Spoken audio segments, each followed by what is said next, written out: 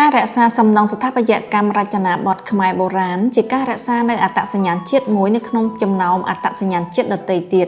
នៅក្នុងនោះយើងសង្កេតឃើញថានៅក្នុងដីឡូធំមួយដែលមានឈ្មោះថាភូមិហុកសកលត្រូវបានរក្សាទុកនៅផ្ទះខ្មែរសម័យបុរាណជាច្រើនប្រភេទដូចជាផ្ទះរោងឌឿងផ្ទះកន្តាំងផ្ទះបែបសហសម័យនិងផ្ទះដំបូលកឹងផងដែរ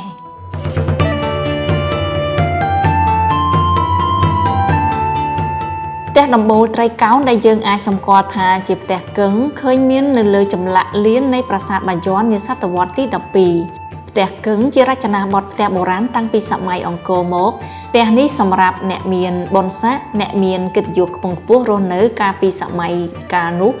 និងតមកដល់សម័យលោកម្ចាស់និងសល់ខ្លះដល់សម័យបច្ចុប្បន្នផ្ទះកឹងជាផ្ទះបុរាណខ្មែរដ៏ពិសេសក្នុងចំណោមផ្ទះបុរាណខ្មែរផ្សេងទៀតសម្រាប់ផ្ទះកឹងជាទូទៅដំបូលប្រក់ក្បឿងស្រកាលេងមាន2ថ្នាក់ត្រួតលើគ្នាមានហប់2នៅខាងមុខនិងក្រោយដូចគ្នាផ្ទះកឹងនេះមានហោជាងជារាងត្រីកោណលម្អដោយក្បាច់ភ្ញីទេសដ៏ទាក់ទាញមានសសរកណ្ដាល2ជួរ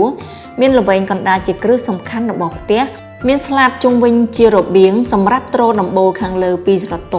ទាប់ខាងក្រោមអាចបង្កើតជាច្រករបៀងបន្ទះឈើនៅលើច្រករបៀងអាចត្រូវបានបន្ទាបជាងទទឹងផ្ទះបន្តិចហើយអាចទម្លាក់ដំបូលបន្ថែមបង្កើតបានជាបហាចំហៀងជាផ្ទះបាយជារានហាជាដើមឡារនាបនៅត្រង់របៀងនេះសោតគេអាចបញ្ចុះឲ្យទាបជាងរនាបផ្ទះធំបន្តិចតាមចំណូលចិត្តជួនកាលគេធ្វើទ្វារធំដល់ទៅ4ទៅតាមទិសផ្សេងឬអាចចណ្ដើរដាក់នៅត្រង់ទ្វារណាមួយតាមតម្រូវការរបស់ម្ចាស់ផ្ទះ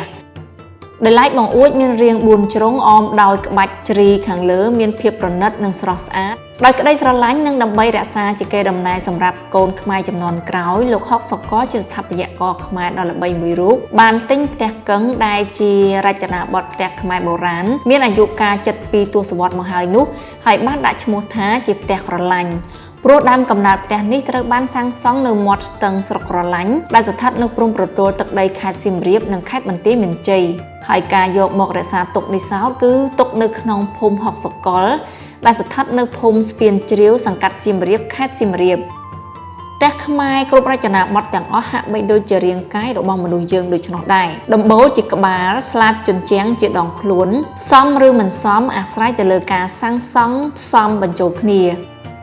សូមបញ្ជាក់ថាផ្ទះបុរាណខ្មែរប្រភេទនេះសល់មិនច្រើនប៉ុន្មាននោះទេខ្លះត្រូវបានបាត់បង់ទៅតាមអាយុកាលចាស់ទ្រុឌទ្រោមខ្លះក៏ត្រូវបានគេបោះបង់ចោលហើយគេឃើញនៅមានវត្តមានផ្ទះកឹងតាមតំបន់ជនបទមួយចំនួនប៉ុណ្ណោះដោយប្រជាពលរដ្ឋមួយចំនួនធំងាកមកនិយមសាងសង់ជាសំណង់លំនៅឋានផ្ទះថ្មតាមបែបសម័យទំនើប